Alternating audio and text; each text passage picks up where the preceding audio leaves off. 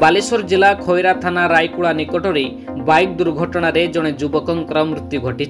सूचना अनुसार रायकुड़ा हंसीसाही ग्रामर गयाधर बारिक पुत्र प्रशांत बारिक कोरुंठा मेलन देखि घर को फेरुला समय दुर्घटना शिकार होते, जाफल स्थानीय लोक मैंने गुरुतर अवस्था प्रशांत को उद्धार कर सिमुला मेडिकल को आनी। सेठा डॉक्टर परीक्षा निरीक्षा करने पर मृत घोषणा करते। ए खबर स्थानीय अंचल शोकर छाया खेली जाइछि।